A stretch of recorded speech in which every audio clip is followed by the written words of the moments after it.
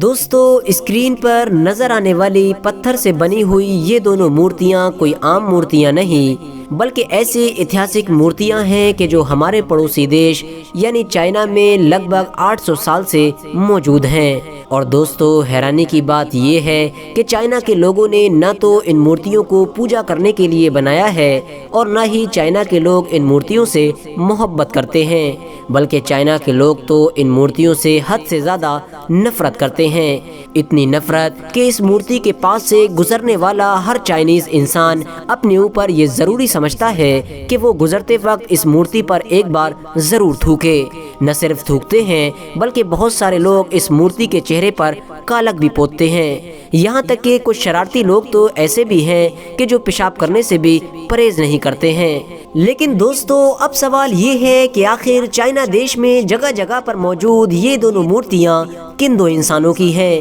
اور آخر ان دونوں انسانوں نے اپنے دور میں ایسی کیا غلطی کر دی تھی کہ جس کی وجہ سے آج تک چائنا میں رہنے والا ہر انسان ان دونوں لوگوں سے نفرت کرتا ہے۔ نہ صرف نفرت بلکہ ان کے بنے ہوئے اسٹیچو پر تھوکنا اور پیشاب کرنا بھی اپنے لیے فخر کی بات سمجھتا ہے۔ تو دوستو آپ کو بتاتے چلیں کہ یہ مشہور اسٹیچو ایک ایسے آدمی اور اس کی بیوی کا ہے کہ جو آج سے لگ بھگ 900 سال پہلے چائنا دیش میں پیدا ہوا تھا۔ ایک ایسا آدمی کہ جس کو چائنا کے اتہاس میں ابھی تک کا سب سے بڑا غدار مانا جاتا ہے۔ ایک ایسا غدار کہ جس کی وجہ سے لاکھوں لوگوں کو اپنی جانیں گنوانی پڑی تھیں، اور اس غدار کو آج تک اتہاس میں کن ہوئی کے نام سے جانا جاتا ہے۔ RH نیٹورک کے نالجبل فرینڈز، یہ کہانی شروع ہوتی ہے 11ویں صدی سے کہ جب چائنا کے علاقے میں سونگ نام کی ایک سلطنت راج کیا کرتی تھی۔ سونگ نام کی اس سلطنت کے بادشاہ بہت رحم دل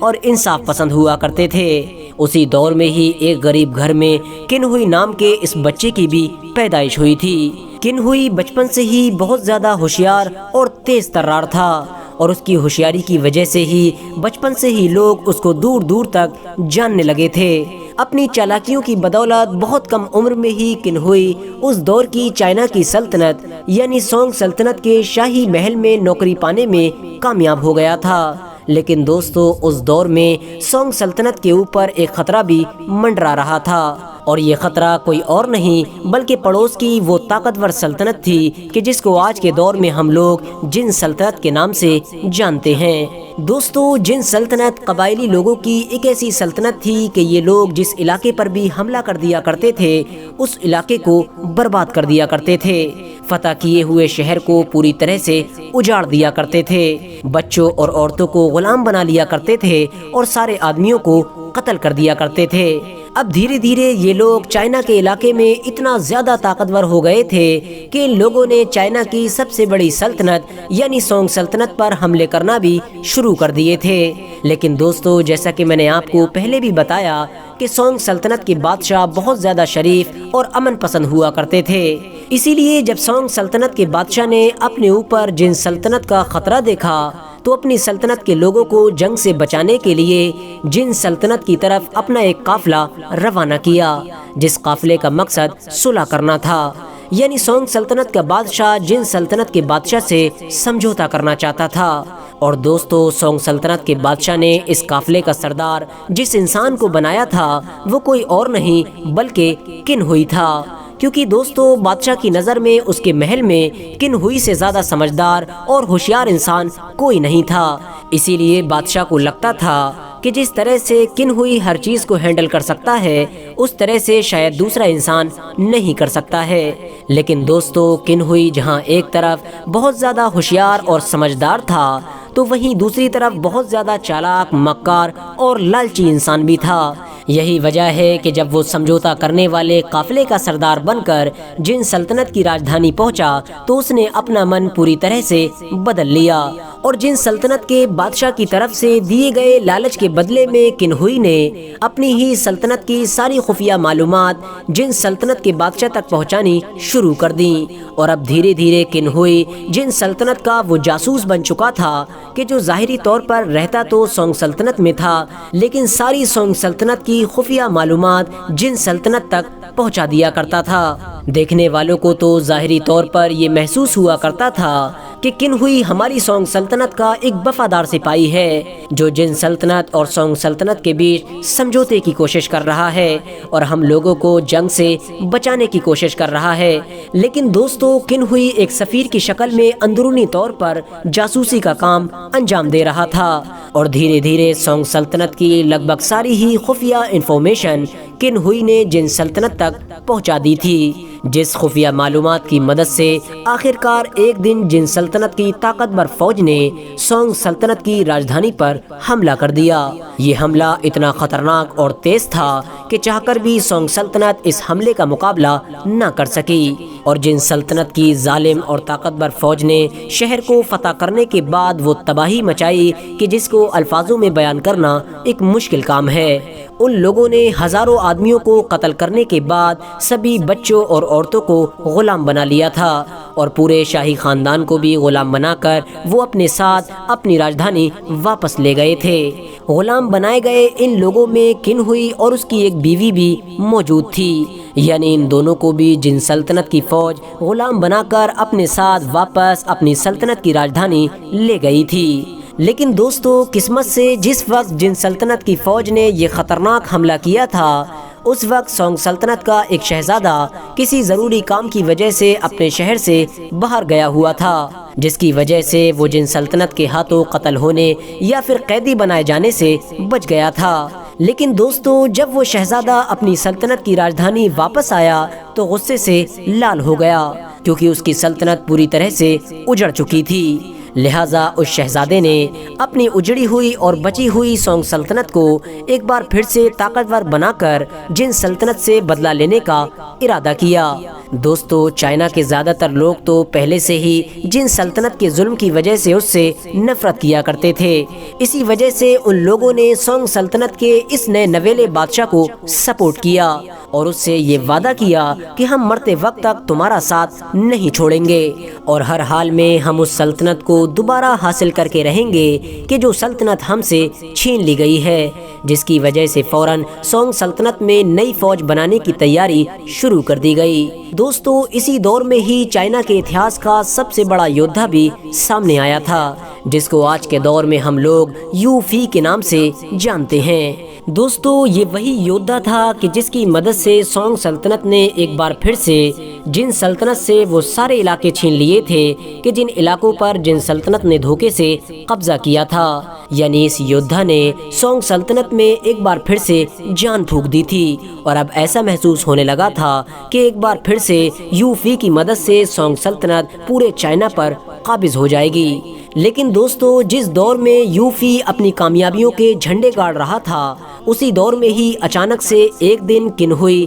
اپنے بیوی بچوں کے ساتھ واپس اپنی سلطنت میں آ گیا اور اس نے سونگ سلطنت کے نئے بادشاہ کو بتایا کہ وہ چپکے سے جن سلطنت کی جیل کو توڑ کر آیا ہے، یعنی وہ قید سے بھاگ کر آیا ہے۔ حالانکہ دوستو، سونگ سلطنت کے زیادہ تر چالاک اور ہوشیار وزیروں نے اس کی اس بات کا بھروسہ نہیں کیا تھا اور ان کو یقین تھا کہ کن ہوئی ایک بار پھر سے ان کے ساتھ دھوکہ کر رہا ہے۔ لیکن سونگ سلطنت کے نئے بادشاہ نے نہ صرف کن ہوئی پر بھروسہ کیا بلکہ اس کو اپنا وزیر اعظم بھی بنا لیا، یعنی اس کو اپنا نیا پردھان منتری بنا لیا اور اب اس طرح سے کن ہوئی سونگ سلطنت کا دوسرا سب سے طاقتور انسان بن چکا تھا۔ دوستو، کن ہوئی نے سونگ سلطنت کا دوسرا سب سے طاقتور آدمی بنتے ہی وہ سارے کام شروع کر دیے کہ جن کی وجہ سے وہ جن سلطنت سے واپس سونگ سلطنت میں آیا تھا اور اس نے سب سے پہلے سونگ سلطنت کے بادشاہ کو یوفی کے خلاف بھڑکانا شروع کر دیا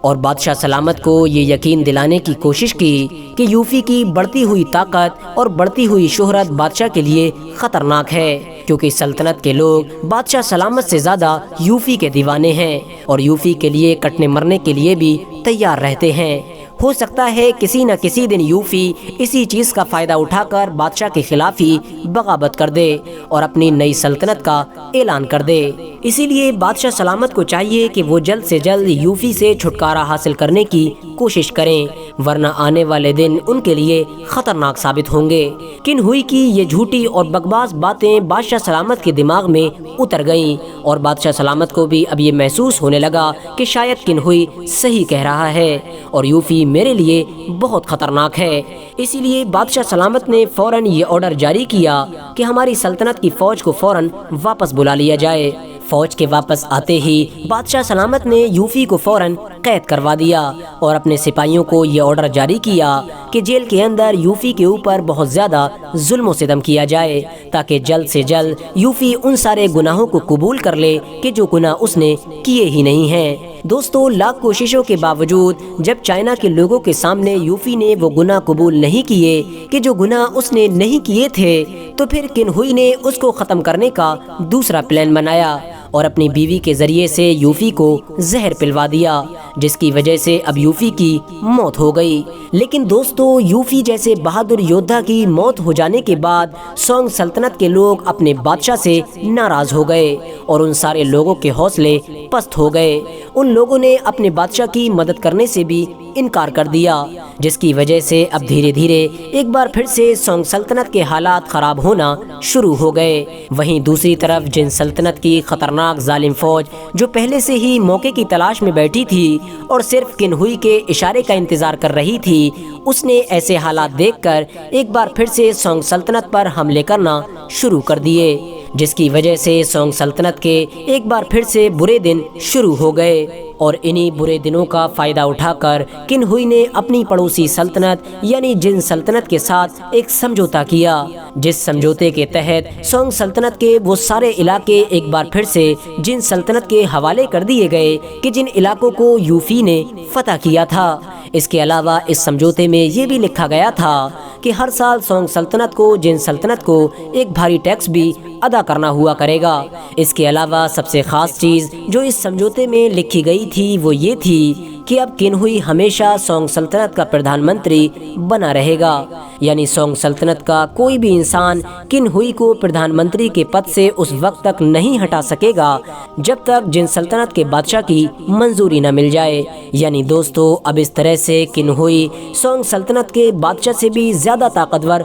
बन चुका था और मरते दम तक उसने बची हुई इस कमज़ोर सोंग सल्तनत पर हुकूमत की थी। लेकिन दोस्तों, धीरे धीरे वक्त गुजरता गया और दुनिया बदलती गई और फिर एक वक्त वो भी आया कि जब हमारी दुनिया में ना तो किन्हुई जिंदा था और ना ही जिन सल्तनत बाकी रह गई थी। लेकिन उसके बावजूद भी लोगों के दिलों में यूफी की मोहब्बत बाकी थी। यही वजह थी कि आगे चलकर चाइना के लोगों ने अपने हीरो यानी यूफी के जगह जगह पर मंदिर बनाने शुरू कर दिए थे और जहाँ जहाँ पर भी यूफी का मंदिर बनाया जाता था उस मंदिर के ठीक बाहर किन्हुई और उसकी बीवी की 2 मूर्तियाँ भी बनाई जाती थीं और इन मूर्तियों पर न सिर्फ लोग थूका करते थे बल्कि कचरा भी डाला करते थे और वक्त वक्त पर लोग इन मूर्तियों के साथ अजीबोगरीब हरकत करके अपने उस गुस्से को ठंडा करने की कोशिश करते हैं कि जो गुस्सा उनको किन्हुई की हिस्ट्री पढ़ने के बाद चढ़ जाता है। फिलहाल दोस्तों, आज की अपनी वीडियो को हम यहीं पर ख़त्म करते हैं। वीडियो पसंद आने पर न सिर्फ वीडियो को लाइक करें बल्कि अपने फ्रेंड्स के साथ भी ज़रूर शेयर करें और इसी तरह की नॉलेजेबल और हिस्टोरिकल वीडियोस हमेशा देखने के लिए हमारे इस चैनल को सब्सक्राइब करके साथ ही में बेल आइकन को भी प्रेस कर दें।